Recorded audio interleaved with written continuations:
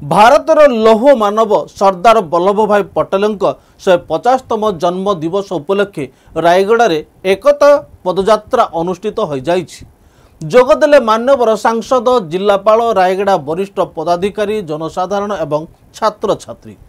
नमस्कार दर्शक बंधु, जीटीवी भारत ओडिया न्यूज चैनल को आपको स्वागत करुच्ची। मो रामदास चैनल को सब्सक्राइब करनथिले सब्सक्राइब करंतु, खबरटी को शेष जाए देखंतु, अधिक रु अधिक शेयर करंतु, आवश्यक स्थले कमेंट करी सचेतन करंतु। भारतर प्रथम उप प्रधानमंत्री तथा गृहमंत्री लौह मानव सरदार वल्लभ भाई पटेलଙ୍କ 150तम जयंती पालन अवसर में सरकार क्रीड़ा और युव व्यापार मंत्रालय, राज्य क्रीड़ा और युव सेवा विभाग निर्देश क्रमे एकता पदयात्रा कार्यक्रम आज रायगड़ा ठारे अनुष्ठित हो जाइछि। स्थानीय महात्मा गांधी प्रमोद उद्यान ठारू अनुष्ठित विराट पदयात्रा को रायगड़ा जिलापाल श्री आशुत कुलकर्णी स्थानीय गांधी पार्क रे अवस्थापित महापुरुष मानक प्रतिमूर्ति रे माल्यार्पण कलापरे शोभायात्रा को पताका हलाई शुभारंभ करथिले। एही कार्यक्रम स्थानीय महात्मा गांधी प्रमोद उद्यान ठारू आरंभ होई नुआ बस स्टैंड रेलवे ओवरब्रिज रु जिलापालक बासभवन दे स्वयं शासित महाविद्यालय ठारे समावेश होइतिला व सांस्कृतिक कार्यक्रम अनुष्ठित होइतिला। यापर सेठारो बाहरी जिला संस्कृति भवन रे समावेश हेबा पर सेठारे सांस्कृतिक कार्यक्रम अनुष्ठित होइतिला। जिला संस्कृति भवन रो बाहरी सैक्रेड हार्ट स्कूल दे स्थानीय महिला महाविद्यालय ठारे तृतीय कार्यक्रम अनुष्ठित होइतिला।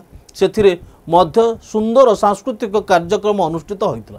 सेठारो बाहरी स्थानीय रिंग रोड रो मां मझिकराणी मंदिर दे रेलवे अंडरग्राउंड दे भारतीय स्टेट बैंक रु स्थानीय गोविंद चंद्र जिला उच्च विद्यालय पड़िया ठारे समावेश होइथिले और सेठारे उद्यापनी सभा और सांस्कृतिक कार्यक्रम अनुष्ठित होइथिला।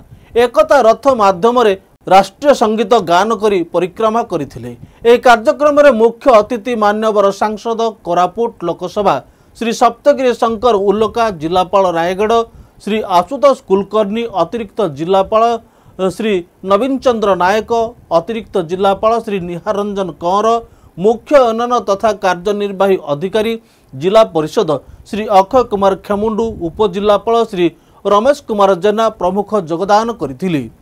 मान्यवर मुख्य अतिथि श्रीयुक्त उल्लका निज वक्तव्य कहिले जे भारतर एकत्रीकरण तथा गणराज्य गठन पर सरदार वल्लभ भाई पटेलଙ୍କ अतुलनीय अवदान व गुरुत्वपूर्ण भूमिका थिला। सेथिपई तांकर 150तम जन्म जयंती रे एकता पदयात्रा रे आयोजन करा जाइछि। एथिरे जोग दैथिबा समस्त को हार्दिक अभिनंदन ज्ञापन करथिले। सेहिपरि जिलापाल श्री कुलकर्णी पदयात्रा सफल आयोजन निमंते समस्त को कृतज्ञता ज्ञापन करथिले।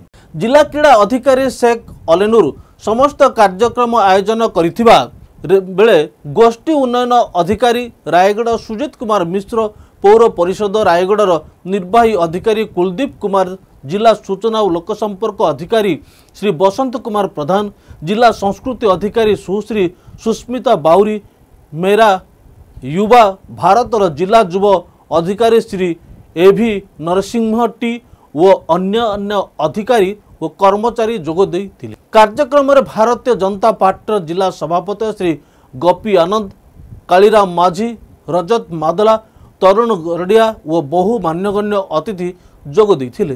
रायगड़ा सहर रे 10 किलोमीटर पदयात्रा रे एही कार्यक्रम रे 5000 रु अधिक केंद्रीय पुलिस बल सहित संख्याधिक लोक, छात्र छात्री, स्वयं सहायता गोष्ठी व जनसाधारण जोग देथिले।